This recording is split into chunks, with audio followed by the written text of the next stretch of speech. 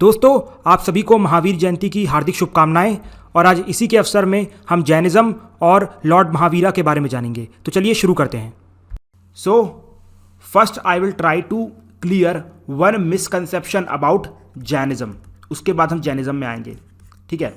And that misconception is very common कि Jainism started at the time of 5th और 6th century BC, और you can say जब Buddhism का rise होता है उसी टाइम पे जैनिज़्म का राइज होता है, ऐसा माना जाता है लोगों के द्वारा।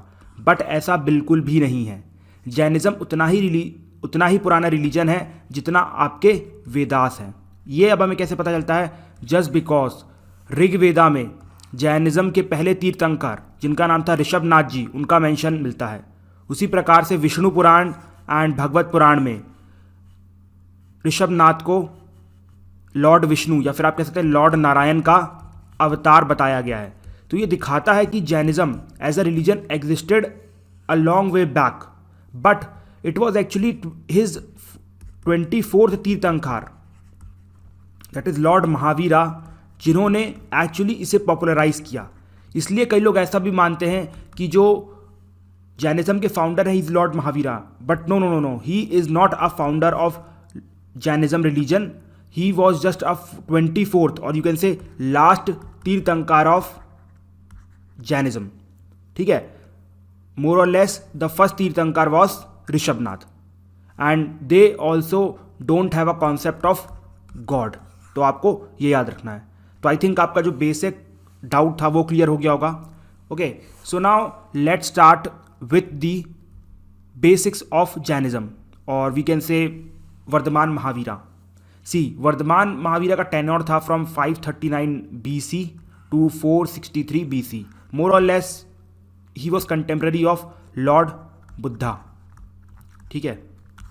अब देखिए, वो जो हमारे लॉर्ड महावीरा साहब थे, उनका जो जन्म हुआ था वो कुंदन ग्राम वैशाली में हुआ था, ठीक है, और डेट थी 539 BC। इसके अलावा दो चीज़ें और याद रखना। पहले तो आपको पहले तीर्थंकर जी याद हो गए, ऋषभनाथ जी। 24th आपको याद ही होंगे, दैट इज़ लॉर्ड महावीरा। और 23rd भी याद रखना अगर पॉसिबल हो तो, दैट इज़ परशुवंता। और याद रखना, इनके जो भी 1 से 24 तक के तीर्थंकर थे उन सब का जो कास्ट था दैट वॉज क्षत्रिय, ठीक है। ये भी एक इंपॉर्टेंट फैक्ट है, याद रख लेना। फाइन। इसके बाद उनके फादर का नाम था सिद्धार्था, मदर का नाम था त्रिशाला।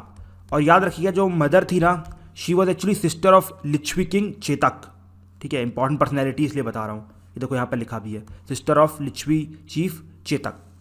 ओके, इसके बाद इनका क्लान याद रखिएगा, दैट वॉज जनांत्री, एंड इनके किंगडम का नाम था जनांत्रिका। तो ये कुछ बेसिक फैक्ट्स हो गए अबाउट लॉर्ड महावीरा।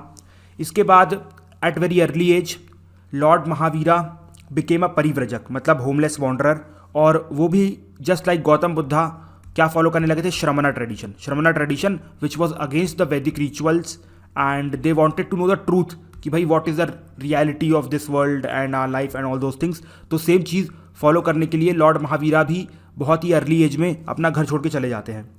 और इसके बाद अराउंड 42 ईयर्स, ठीक है, जब वो 42 साल के होते हैं और एक साल ट्री के अंदर बैठते हैं। याद रखिए, गौतम बुद्धा बैठे थे कौन से ट्री के अंदर? He sat around the peepal tree, ठीक है। Later came to be known as Bodh Gaya tree. और जो हमारे लॉर्ड महावीरा थे, he sat beneath the sal tree at the age of 42, और अल्टीमेटली उन्हें 42 साल की एज में इस बार निर्वाणा प्राप्त नहीं हुई, सुनिएगा, कैवल्य प्राप्त हुआ, या फिर प्राकृत में आप कह सकते हैं केवल ज्ञान। इसका मतलब होता है अटेनमेंट ऑफ एब्सोल्यूट नॉलेज, ठीक है। वहाँ पर निर्वाणा होता है, ठीक है, बुद्धिज्म में that is called as nirvana. दोनों का मतलब लगभग सेम ही होता है, ठीक है, डोंट वरी, दोनों का मतलब सेम होता है। But here in Jainism it is called as kaivalya. Kaivalya मतलब अटेनमेंट ऑफ एब्सोल्यूट नॉलेज, ठीक है। मतलब इसके ऊपर आप कुछ भी नॉलेज नहीं है, दैट मीन्स दैट्स इट, अब कुछ नहीं बचा है, जो भी था यही था, ठीक है। अब देखिए, उन्होंने इतनी बड़ी जिंदगी को कॉन्कर किया, इतनी बड़ी नॉलेज को कॉन्कर किया, सो उनके जो फॉलोअर्स थे ना, उन्होंने उनको जिना बोलना चालू कर दिया। जिना का मतलब होता है दी अल्टीमेट कॉन्करर, ठीक है। और जो उनके फॉलोअर्स थे उनको लोगों ने जैना बोलना चालू कर दिया, और यहीं से आप कह सकते हैं जैनिज्म एज अ रिलीजन की शुरुआत हो जाती है, ठीक है। समझ में आया? चलिए, वेरी गुड। और देखिए जब ये अपनी पूरी नॉलेज गेन करते हैं, दैट इज़ द कैवल्य ज्ञान, तो जिस प्रकार से लॉर्ड बुद्धा ने अपना सरमन दिया था उसी प्रकार से ये भी अपना सरमन देने निकलते हैं। और ये अपना पहला सरमन अपने 11 डिसाइपल्स को देते हैं, जिनको आप गंधार्स और गंधर्व्स भी कह सकते हैं। याद रखिएगा, अगर ऐसा क्वेश्चन आ जाता है कि Gandharvas is related to which of the following religion, so आपको टिक करना पड़ेगा जैनिज्म। ठीक है, ये उनके पहले 11 डिसाइपल्स थे। और ये जो सरमन दिया गया था that was at the place of Rajgir. ठीक है, राजगीर में दिया गया, इसको मत भूलिएगा। और एक और इम्पॉर्टेंट चीज़, यहाँ पर आप वुमेन एम्पावरमेंट को भी अच्छे से बता सकते हैं। कैसे? बिकॉज इनकी जो पहली डिसाइपल थी शी वॉज अ फीमेल, जिनका नाम था इंद्रभूति गौतमी, या सॉरी इंद्रभूति गौतमा। ठीक है, ये इंपॉर्टेंट नाम है, इसको याद रखिएगा, कई बार आप जगह कोट भी कर सकते हैं। इसके बाद फाइनली 72 ईयर्स की एज में इनकी डेथ हो जाती है। कहाँ पर? पवापुरी में। पवापुरी पटना के पास एक जगह है पवापुरी, वहाँ पर उनकी डेथ हो जाती है। एंड उस टाइम पे लगभग कुछ आप कह सकते हैं डेट थी 467 BC and sorry for wrong date written. ठीक है, इस चीज़ को मत भूलिएगा, इंपॉर्टेंट डेट है। इसके बाद देखिए जो लॉर्ड महावीरा है ना, he is symbolized by lion. तो अगर मान लीजिए क्वेश्चन आ जाता है lion is symbolized for which of the following tirthankar, तो यू कैन टेक महावीरा। ठीक है, इसके बाद ऋषभनाथ के लिए याद रखिएगा it is bull, and Parsvanath के लिए याद रखिएगा it is hooded serpent. Parsvanath 23rd tirthankar. ठीक है, तो आपको याद रखना है 3 तीर्थंकर, पहले 23rd एंड 24th। समझ में आया ना? चलिए, वेल एंड गुड। अब finally let's start with the teaching of Mahavira, कि हमें भी थोड़े बहुत ज्ञान मिले। देखिए, सबसे पहली बात तो ही बिलोंग टू श्रमणा ट्रेडिशन। तो सिंपल सी बात है, जो भी वैदिक रिचुअल थे उनको उन्होंने बोल दिया no no no no, that's it. ठीक है, इसके बाद उन्होंने गॉड पे कभी भी बिलीव नहीं किया, जस्ट लाइक लॉर्ड महावीरा। उन्होंने बोला कि there is nothing called as God. Just like Mahavira he believed in karma and transmigration. ठीक है, लेकिन जो हमारे लॉर्ड बुद्धा थे उन्होंने सोल के कॉन्सेप्ट को भी रिजेक्ट कर दिया था। लेकिन आप देखिए यहाँ पर हमारे लॉर्ड महावीरा ने सोल के कॉन्सेप्ट को एक्सेप्ट किया है। इतना ही नहीं, यहाँ पर सोल का कॉन्सेप्ट बहुत अच्छे से डिज़ाइंड है। ऐसा कहा गया है कि इवन जो निर्जीव चीज़ होती है, जिसे अपन निर्जीव समझते हैं, उसमें तक सोल होती है। इसलिए तो आप देखिए लोग इतना ज़्यादा अहिंसावादी होते हैं। ठीक है, कि मतलब इवन जो धरती माँ, पेड़, फल, पौधे, इन सब के भी लाइक कभी कभी अगेंस्ट होते हैं। काफ़ी जो एक्सट्रीम जैनाज होते हैं कि नहीं इसके अंदर भी सोल है, so we can not kill it or eat it. Sorry. Okay, so ये मेजर 3 फंडे हैं जो आपको जैनिज्म के बारे में याद रखना है, और differences with the Buddhism part जो आपने भूलना नहीं है। ठीक है, समझ में आया? और इसके बाद सेम वही है कि भाई ही कंडेम्ड द वर्ना सिस्टम। उन्होंने भी फिर लाइक नॉन वायलेंस की बात की। उसके बाद वुमेन को इक्वल रोल दिया जस्ट लाइक लॉर्ड बुद्धा। उसके बाद सेम कॉन्सेप्ट की जो बंदा होता है वो लाइक अपने माँ के पेट से चोर होके पैदा नहीं होता है। ठीक है, एक्चुअली अपने एक्शन से वो गुड और बैड बनता है। मतलब in short you should focus on your actions, karmas, जिसकी बारे में बात कर रहा था मैं। ठीक है, अब देखिए, अब जो हमारा जैनिज्म है उसमें 5 वाउस हैं एंड 3 ज्वेल्स हैं। ये इंपॉर्टेंट है, इनको अच्छे से सुनना और अच्छे से याद रखना। वैसे बहुत आसान है, डोंट वरी। ठीक है, इसके बाद इन दोनों टॉपिक पे आऊँगा मैं। तो 5 वाउस, या फिर आप कह सकते हैं कि 5 डॉक्ट्रिन्स ऑफ जैनिज्म। सबसे पहला आता है सत्य। सत्य का मतलब है डोंट लाई, आपको झूठ नहीं बोलना है। ठीक है, फिर दूसरा आता है commit, do not commit violence, मतलब अहिंसा का फॉलो करो, जो गांधी जी बोलते थे, मतलब सत्य एंड अहिंसा, सत्य एंड अहिंसा। ठीक है, इसके बाद तीसरा और इंपॉर्टेंट आता है आस्तेय। आस्तेय का मतलब होता है डोंट स्टील, चीज़ों को मत चुराओ। ठीक है, अब चीज़ों का मतलब सिर्फ फिजिकल चीज़ें नहीं होती, किसी के आइडियाज़ एंड ऑल को भी मत चुराओ। ठीक है, उसके बाद चौथे नंबर पे आता है अपारिग्रह।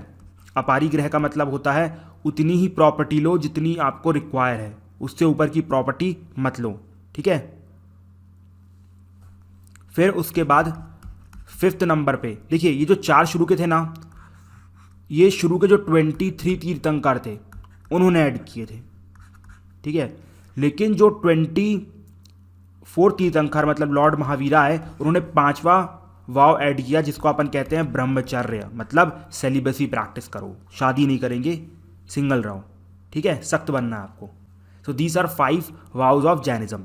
इसी के साथ साथ there are 3 jewels of Jainism जो कि इंपॉर्टेंट है, जिसको आप याद रख सकते हैं थ्रू दिस ट्रिक KFC। ठीक है, KFC तो पता ही होगा ना। हाँ, तो जिसमें सबसे पहले आता है के का मतलब होता है राइट नॉलेज। राइट नॉलेज मतलब जो भी जैना और जैना क्रीड है उनके ऊपर आपको फुल नॉलेज होनी चाहिए। ठीक है, तभी आप आगे बढ़ पाओगे, तभी आप चीज़ों को समझ पाओगे। तो जैना क्रीड की फुल नॉलेज होनी। ठीक है, F मतलब फेथ, मतलब जितने भी तीर्थंकर हैं उनके ऊपर बिलीव रखना, फेथ रखना। ठीक है, और C मतलब राइट एक्शन, या फिर आप कह सकते हैं राइट चरित्र। ठीक है, इसका मतलब है कि आप जो 5 वाव शुरू में बताए गए हैं उनको फॉलो करें। समझ में आया? तो आप कह सकते हैं ये मेजर टीचिंग्स थी लॉर्ड महावीरा की। सबसे पहली बात तो शुरू में ये जो 4 बताई मैंने आपको कि Vedic rituals, don't believe, god don't believe, soul transmigration and karma you have to believe, इस पर varna system, women, good bad action and all those things. ये इसके अलावा फिर आप कह सकते हैं 5 वाउस एंड 3 ज्वेल्स। ठीक है, ये इंपॉर्टेंट टीचिंग थी लॉर्ड महावीरा की। इसके बाद यहाँ पर कुछ 2 फिलॉसफीज़ हैं, बहुत फेमस है एंड इंटरेस्टिंग भी है to know. So let us studies those 2 philosophy related to Jainism. देखिए, सबसे पहला अनेकत्ववाद। देखो, उसका मतलब ये होता है कि जो ट्रूथ होता है ना, truth is not absolute.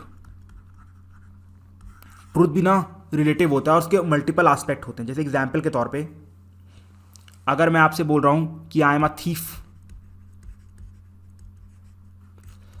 So this will be truth for 2 to 3 people, but इसके ऊपर भी कम से कम 4-5 लोगों के अपने अपने मल्टीपल व्यूज़ होंगे। ठीक है, जैसे एग्जाम्पल के तौर पे just look at this elephant. ठीक है, अगर आप उसे ऊपर से देखेंगे so it will look like a fan, पीछे से देखेंगे तो it will look like a rope. ठीक है, सामने से देखेंगे तो it will look like a spear. ठीक है, साइड से देखेंगे तो it will look like a tree. तो मतलब जो भी चीज़ होती है ना दुनिया में, जो हम समझते हैं कि नहीं यही सच है, यही सच है, नहीं, वो सच नहीं होता है। मतलब उसके बहुत सारे एस्पेक्ट्स होते हैं। जो आप बोल रहे हैं वो भी सच है, लेकिन वो आपके नज़रिए से सच है। समझ में आई? ओके, तो I think I don't want to go that much in between. बस मैं थोड़ा ऊपर से बताना चाहता था, बिकॉज ये सब आएगा नहीं। बस मुझे लगा कि एटलीस्ट अब जैनिज्म में मेंशन है तो कंप्लीट कर लो। ठीक है, इसके बाद दूसरा आता है सायावाद।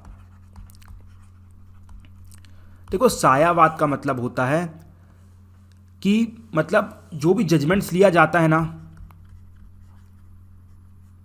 वो कंडीशनल सही और गलत होता है। जैसे एग्जाम्पल के तौर पे let us try to analyse the judgement of Nehru in the Kashmir case. देखिए, आप सभी जानते हैं कि 1948 के आसपास इंडिया और पाकिस्तान कश्मीर के लिए लड़ रहे थे। ठीक है, अब बीच में नेहरू ने सीज फायर को साइन करवाने के लिए यूएन के पास ये मुद्दा पूरा भेज दिया, और लोग उसे नेहरू की सबसे बड़ी मिस्टेक मानते हैं और पूरे आज़ाद इंडिया की भी सबसे बड़ी मिस्टेक मानी जाती है इसे। बट एक बार आप नेहरू की कंडीशन देखिएगा, फिर बताइएगा वॉज दैट डिसीजन रॉन्ग और राइट।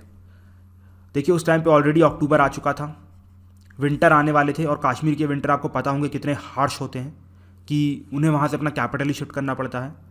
ठीक है, और उस टाइम पे जो हमारे सोल्जर्स थे उनके पास आप कह सकते हैं कि लेदर के बूट्स नहीं थे। उस टाइम में पीटी शूज़ में लड़ाई होती थी। ठीक है, जैसे कि लोग बोलते हैं ना कि 1962 का जो वॉर था उसमें हमारे सोल्जर्स पीटी शूज़ लेके लड़े, इसलिए इतनी कैजुअलिटी हुई।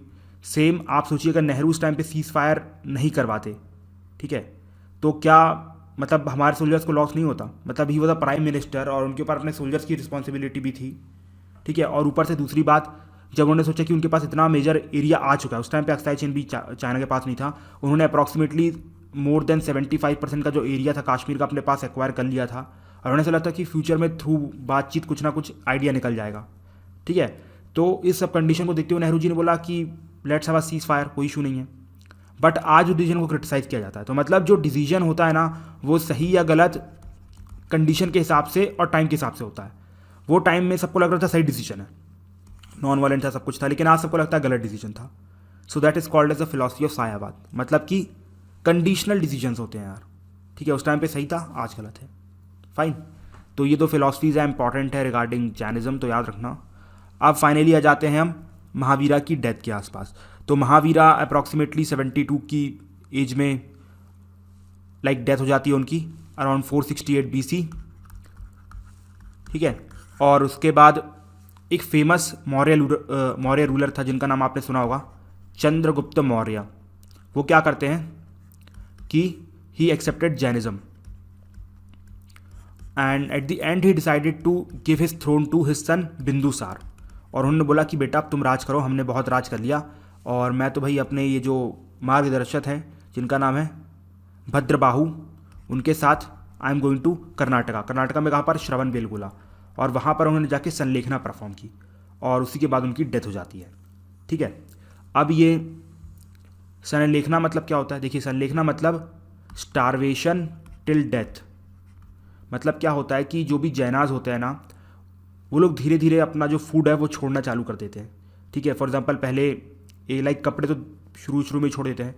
अब फूड की बात करें तो सबसे पहले वो अपना 1 टाइम का खाना छोड़ेंगे, फिर 2 टाइम का, फिर 3 टाइम का। अब तीसरे टाइम में भी पहले 1 रोटी बंद करेंगे, 2 रोटी बंद करेंगे और धीरे धीरे अल्टीमेटली पूरा खाना बंद कर देंगे और एंड में उनकी डेथ हो जाती है। तो दिस इज कॉल्ड एज संलेखना। ठीक है, समझ में आया? तो let's talk about the first जैना काउंसिल जो कि 300 BC में हुई थी। ठीक है। और इसका वेन्यू याद रखिएगा, that was Pataliputra and it was organised by Chandragupta Maurya, जिनके बारे में मैंने अभी आपको बताया। और उसके जो चेयरपर्सन थे ही वॉज स्थूलभद्र। ठीक है, स्थूलभद्र का नाम याद रखिएगा, he is very famous for this Jainism. अब देखिए, इस टाइम पे सबसे इंपॉर्टेंट काम हुआ था जैनिज्म का कि उनकी जो 14 पूर्वास थी जो शुरू में लिखी गई थी, उनको हटा दिया गया था और उसकी जगह जो 12 अंगास फेमस बुक्स हैं वो आ गई थी। मतलब अच्छे से कंपाइलेशन उनका हो गया था। ठीक है। और एक और चीज़ हुई थी इस पहली असेंबली में कि जो डिवीज़न था बिटवीन द जैनास की, मतलब एक लिबरल सेक्ट और एक ऑर्थोडॉक्स सेक्ट, वो बिल्कुल इमर्ज होना चालू हो गया था। ओके, तो इस चीज़ को ध्यान रखिएगा।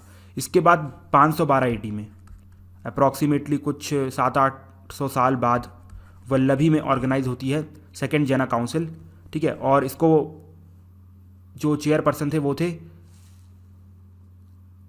देवर्दी। ओके। और this was under the patronage of Chalukyas. Okay. और यहाँ पर क्या हुआ था, जो ऊपर के पहले कंपाइलेशन थे 12 अंगास के और 12 उपंक्स के, वो कंप्लीट हुए थे। मतलब इन शॉर्ट जैना लिटरेचर को कंपाइल होने में अप्रॉक्सीमेटली 1000 ईयर्स तक लग गए थे। ठीक है, बिकॉज इसको पैटर्नाइजेशन कम मिली एज कम्पेयर टू बुद्धिज़्म। इसलिए बुद्धिज़्म का अगर आप देखिए, शुरू की 3 असेंबली में ही उनकी जो मेजर त्रिपिटाका थी, सूत्र पिटक, विनय पिटक एंड अभिधम पिटक, वो एग्जिस्टेंस में आ गई थी। ठीक है, समझ में आया? तो ये थी जैना काउंसिल। अब जैना काउंसिल के बाद let us come to the sects. ठीक है, यहीं से बार बार क्वेश्चन आते हैं, तो सेक्ट्स हैं अच्छे समझना। और मेनली ना आपको यहाँ पर सेक्ट्स का अंदर का कुछ भी नहीं जानना, सिर्फ आपको सेक्ट के नाम याद रखना है, इससे ज़्यादा कुछ भी नहीं। ठीक है। तो सबसे पहला क्वेश्चन तो ये आता है कि भाई इनके बीच में डिवीजन क्यों आए? देखिए, डिवीजन का मेन रीज़न था फेमाइन ऑफ मगध। ओके, देखो होता क्या है कि मगध में ना एक बहुत ही भयंकर का फेमाइन आता है, जिसके चलते हुए जो भद्रबाहु और जो हमारे स्थूलभद्र हैं उनके बीच में ना लाइक डिस्प्यूट आ जाता है। भद्रबाहु बोलते हैं कि चलो यार, मतलब यहाँ पर फेमाइन आया है, यहाँ पर सर्वाइव करना मुश्किल हो जाएगा, let's move to south India. लेकिन स्थूलभद्र मना कर देते हैं। तो स्थूलभद्र अपने जो फॉलोअर्स हैं उनके साथ मगध में ही रुक जाते हैं, वेयरएस जो भद्रबाहु हैं वो चले जाते हैं साउथ इंडिया। ठीक है। और लगभग ये फेमाइन 12 से 15 साल का चला। और जब ये भद्रबाहु एंड सेक्शन कहाँ जाता है, साउथ इंडिया में, तो वहाँ पर वो जो भी प्रैक्टिसेस लॉर्ड महावीरा और शुरू के तीर्थंकर ने बताई थी, मतलब जो 5 वाउस एंड 3 ज्वेल्स बताए थे, वो उनको फॉलो कर रहे थे। ठीक है। और उन्हें नहीं पता चल रहा था कि नॉर्थ इंडिया में क्या चल रहा है। बट आफ्टर 12 to 15 ईयर्स बाद वो लोग वापस आए दोबारा मगध में, ये देखने के लिए कि नाउ कंडीशन ठीक हुई कि नहीं हुई। सो वहाँ पर उन्होंने देखा कि भाई ये जो स्थूलभद्र लेड सेक्शन है वो तो पूरा बदल गया है। उन्होंने तो पूरी न्यूडिटी छोड़ दी है, उन्होंने ब्रह्मचर्य छोड़ दिया है। तो मतलब इन शॉर्ट जो डिफरेंसेस थे ना, यहाँ से आना चालू हो जाते हैं। और अल्टीमेटली जो पूरा जैनिज्म है वो 2 पार्ट में डिवाइड हो जाता है। पहला आता है दिगंबर और दूसरा आता है श्वेतांबर। ठीक है। दिगंबर लोग वो होते हैं जो अल्टीमेट न्यूडिटी प्रैक्टिस करते हैं, वो लोग पूरी तरीके से न्यूड्स रहते हैं। ठीक है। और इसका मतलब ये होता है कि जो मेजर जो मेल मॉन्क होते हैं वो कोई भी कपड़ा नहीं पहनते हैं। ठीक है। Then what about the female monks? देखिए, female monk is allowed to wear a cloth but ना दैट इज अनस्टिच्ड सारी, मतलब उसमें कोई भी सिलाई नहीं होनी चाहिए। जैसे एग्जांपल के तौर पे जो गांधी जी पहनते थे, ठीक है, उस टाइप के कपड़े आप पहन सकते हैं, मतलब आपको स्टिचिंग नहीं करनी है, ठीक है। इसके बाद ये जो दिगंबर सेक्ट होता है ना, वो जितने भी 5 वाउस बताए गए हैं किनके द्वारा, जैना तीर्थंकर के द्वारा, वो सारे के सारे फॉलो करते हैं, भले वो सत्य हो, अहिंसा, आस्तीय, अपारिग्रह एंड ब्रह्मचर्य, मतलब ये लोग भी शादी नहीं करेंगे। इसके बाद ना एक ऑर्थोडॉक्स कॉन्सेप्ट था जैनिज्म में which was continued by Digambara, कि जो वुमेन्स होती है ना, दे कैन नॉट बिकम तीर्थंकर, ठीक है, इसको बताया गया कि वो लोग कभी भी तीर्थंकर नहीं बन सकती है, ठीक है। इसके बाद सबसे इंपॉर्टेंट चीज़ याद रखिएगा कि ये जो दिगंबर सेक्ट होता है उनके अंदर जो भी मोनेस्टिक रूल्स होते हैं ना, बहुत ही रिजिड होते हैं, ठीक है, मतलब इवन ऐसा आप कह सकते हैं कि लाइफ ऑफ महावीरा से भी ज़्यादा रिजिड होते हैं, ओके। और इसके बाद ना यहाँ पर कुछ मेजर और माइनर सेक्ट हमको याद रखना। ये देखो, ये सबसे इंपॉर्टेंट है, ये आपको ना रट्टा मार के जाना है। ये जो यहाँ पर मैं मार्क कर रहा हूँ, ये दीवार में चिपका लेना। मूला, फिर 20 पंथ, 13 पंथ, तारा पंथ, समिया पंथ, ठीक है। इसके बाद माइनर सबसेक्ट गुमाना पंथ एंड टोटा पंथ। ये इंपॉर्टेंट है, रट्टा मान लो, ठीक है। यूपीएससी 2-3 बार क्वेश्चन पूछ चुकी है यहाँ से, इसलिए मैं बोल रहा हूँ कि इसको रट लो। इसके बाद श्वेतांबर सेक्ट में आते हैं। देखिए, श्वेत श्वेत श्वेत, ठीक है, श्वेत श्वेत जो भी आप बोलो, श्वेत का मतलब होता है वाइट, तो आप श्वेत से याद रखते हैं ऐसे लोग जो वाइट कपड़े पहनते हो, मतलब वाइट क्लोथ पहनने वालों को श्वेतांबर कहते हैं, ठीक है, श्वेत वस्त्र, याद आया ना। चलो ठीक है। अब ये लोग 5वां जो अपारी, जो हमारा 5वां वाव था, दैट इज़ ब्रह्मचर्य, उसको फॉलो नहीं करते हैं। बाकी के जो 4 अपारिग्रह हैं, मतलब 4 वाउज हैं, दैट इज़ सत्य, अहिंसा, आस्तीय, अपारिग्रह, उसको फॉलो करते हैं, ठीक है। और ये लोग बहुत लिबरल हैं, इसलिए इनका ऐसा मानना है कि जो वुमेन है she can also become a तीर्थंकर, मतलब उनको भी लिबरेशन मिल सकती है, ओके। और ये जो दिगंबर सेक्ट था, इसके जो मेन प्रोपोनेंट थे, ही वॉज भद्रबाहु, नाम याद रखना, ठीक है, जो लॉर्ड महावीरा के साथ कहाँ गए थे, very good, Karnataka. Whereas Svetambara के जो मेन एक्सपोनेंट थे, ही वॉज तूलभद्र, ठीक है, इनको भी याद रखना, ये भी बहुत इंपॉर्टेंट पर्सनैलिटी हैं। क्यों? बिकॉज इन्होंने पहली जैन काउंसिल प्रिसाइड की थी। इसके बाद यहाँ पर मेजर सेक्ट्स हैं, देखना अच्छे से, मूर्ति का पूजा, इसके बाद स्तनकवासी एंड तेरापंथी, ठीक है, इनको याद रखना। अब इसके बाद एक और सेक्ट है related to Jainism, okay, that is called as Ajivika. Ajivika was founded by मकाली पुत्र गोसा, ठीक है, और he was friend of Lord Mahavira, लेकिन दोनों के बीच में एक डिस्टिंक्शन था, ठीक है। इनका ये जो हमारे आजीविका सेक्ट के जो मकाली गोसाला थे, उनका ऐसा कहना था कि यार देयर समथिंग कॉल्ड एज नियति, मतलब हर चीज़ पहले से ही फिक्स है, जो होना है वो होगा, उसको आप बदल नहीं सकते हो, तो आप कितनी भी पूजा कर लो, कितने भी हवन कर लो, चाहे कुछ भी कर लो, कुछ नहीं बदलेगा। इसलिए आपको कभी ना खुश होना चाहिए, ना ही कभी दुखी होना चाहिए, बिकॉज जो भी होना है अपने साथ वो पहले से फिक्स है, that is called as karma is a fallacy, ठीक है। आप ऐसे नियतिवाद की फिलॉसफी भी बोल सकते हैं।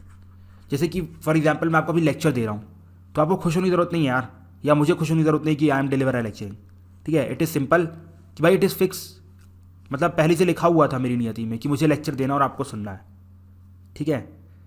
अब जिसको लेक्चर पसंद नहीं आ रहा है, ऐसे हो नहीं सकता ऐसा, बट नहीं भी आ रहा है तो उसको नहीं होगा, बिकॉज उसकी नियति में लिखा हुआ है, और जिसको आ रहा है तो उसकी नियति में लिखा है नहीं, उसको होगा ही होगा।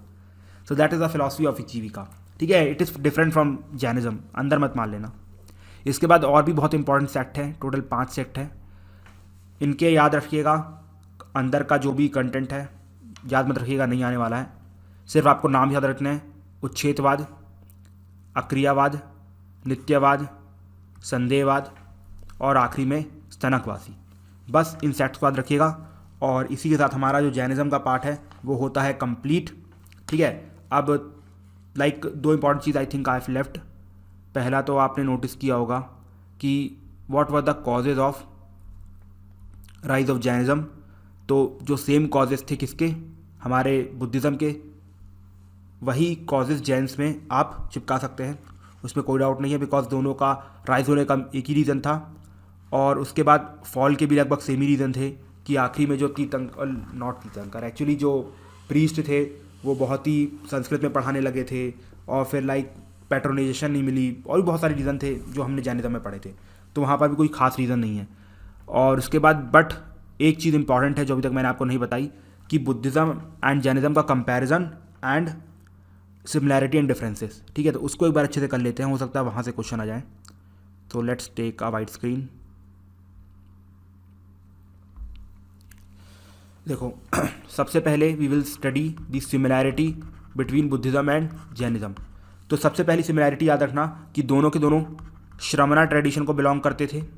ठीक है, दूसरी सिमिलैरिटी ये आती है कि दोनों के दोनों उपनिषदिक थॉट से इंस्पायर्ड थे। ठीक है, इसके बाद तीसरी इंपॉर्टेंट सिमिलैरिटी आती है कि दोनों के दोनों ऐसा मानते थे कि जो ह्यूमन है उसको as a non violent person evolve होना चाहिए। ठीक है, वायलेंट नहीं, एज अ नॉन वायलेंट। ठीक है, इसके बाद दोनों का मेन पर्पस साल्वेशन पाना था, मतलब जो बर्थ और रीबर्थ की साइकिल है उसको रोकना। ठीक है, दोनों की जगह यही बोला गया कि जो बर्थ एंड रीबर्थ जब रुक जाएगा तो अल्टीमेटली आपको साल्वेशन मिल गई है। और उसके बाद लास्ट और इम्पॉर्टेंट सिमिलैरिटी ये थी कि अब ऐसा नहीं है कि अगर आप हमारे बुद्धिस्ट और जैन फेथ को प्रैक्टिस कर रहे हैं तो आप किसी और फेथ में नहीं जा सकते। मतलब अगर आप बुद्धिस्ट एंड जैनाज हैं तो आप किसी और फेथ को भी प्रैक्टिस कर सकते हैं, ये अलाउ किया गया। Whereas in other religions like Islam, Christianity, ये सब अलाउड नहीं है। ठीक है, there is only single God. Okay, तो ये हो गया सिमिलैरिटी। अब इसको क्या हो गया, सिमिलैरिटी के बाद आते हैं डिफरेंसेस पे।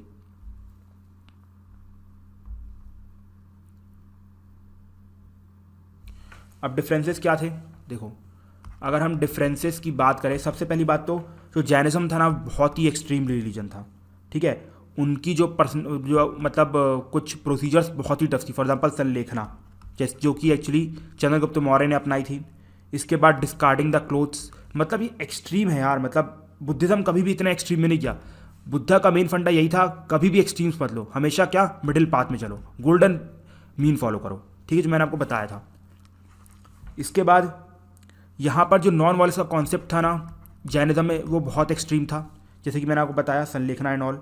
ठीक है, इवन यहाँ पर प्लांट्स, एनिमल्स, इंसेक्ट्स, इवन तो जम्स थे, उनके अगेंस्ट भी आपको नॉन वायलेंस नहीं करना है।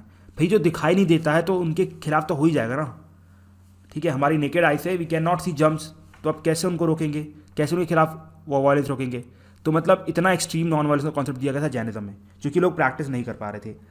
इसके बाद जैनिज्म में सोल का कॉन्सेप्ट था, वेयर एज बुद्धा ने सोल के कॉन्सेप्ट को रिकॉग्नाइज नहीं किया था। ठीक है, और लास्ट में जो एक और डिस्टिंक्शन था कि जो हमारे जैनास था उनका ये मानना था जो कास्ट सिस्टम है इट कैन बी इम्प्रूव्ड, और बुद्धिज्म का मानना था नहीं भाई, caste system he cause of all the problems, उसी को आप उठा के फेंक दो। ठीक है, समझ में आया। So I think these are the differences and the similarity which I have covered, and यहीं पर हमारा पूरा जैनिज्म का चैप्टर होता है complete. So now let's discuss previous year questions related to Jainism. Which one of the following statement is or are applicable to Jain doctrine. देखिए, I have told 1000 times all these 3 are correct. मतलब annihilating Karma कैसे हो सकता है, पीनेस practice करने से। मतलब जितना बॉडी को दर्द दोगे उतना आपका कर्मा एनहाइलेट होगा। ये जैनिज्म की फ़िलॉसफी थी, एक्सट्रीम फ़िलॉसफी। इसके बाद हर किसी के पास सोल होती है, even the germs have soul, ये हमारे जैनास की फ़िलॉसफी है। इसके बाद karma is the bane of soul and must be ended. ठीक है, तो दिस इज़ ऑल्सो ट्रू। तो अल्टीमेटली 1 2 3 ऑल आर करेक्ट। इसके बाद Jaina philosophy holds that the world is created and maintained by what, tell me, it is a universal law. ठीक है, और ये KFC तो भाई उनका ज्वेल है, नॉलेज, फेथ, कंडक्ट। ठीक है, इसके बाद अनेकंतवाद के बारे में मैंने बताया था। ठीक है, it is a philosophy of Jainism जहाँ पर देयर आर मल्टीपल ट्रूथ्स। ठीक है, तो answer will be Jainism only. ठीक है, इसके बाद with reference to ancient Jainism which one of the following statement is or are correct. So you have to read all the statements and tell me which one is correct with respect to ancient Jainism. So let's try to read. Jainism was spread in South India under the leadership of Tulbhadra. नहीं, it was under Bhadrabahu. मैंने बताया था बहुत बार. The Jainas who remained under the leadership of Bhadrabahu were called Spetambars after the council held at Patliputra. नहीं, it was under Sthulabhadra.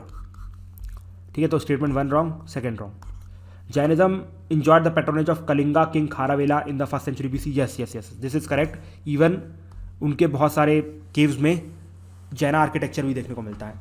ठीक है, और like fourth statement है, in the initial stage of Jainism the Jainas worshipped images unlike Buddhist. नहीं, worship के against थे, no worship, no रिटिफिकेशन।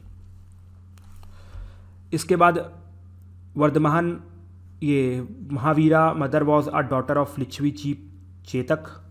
ठीक है, पहली statement. Gautam Buddha's mother was a princess from the Kosalan dynasty. फिर Parshvanath the 23rd tirthankar belong to Banaras. Which of the following is correct? All 3 are correct. ठीक है, बनारस को बिलोंग करते थे हमारे पार्श्वनाथ, हमने डिस्कस किया था। And second statement is also correct and first is also correct. But I think do you know, मतलब जब मैं देख रहा था तो कुछ कुछ जगह इसका आंसर 1 लिखा था, ओनली 1। तो एक बार ना चेक कर लेना इस क्वेश्चन को, हो सकता है मुझसे गलती हो गई हो, बट हो गई होगी तो I will rectify it, don't worry. इसके बाद the emphasis of Jainism on non violence prevented agriculturalist from embracing Jainism. Yes, it is true. Cultivation involve killing of insects and pest. Yes, it is also true. मतलब both A and R are true and R is the correct explanation of A।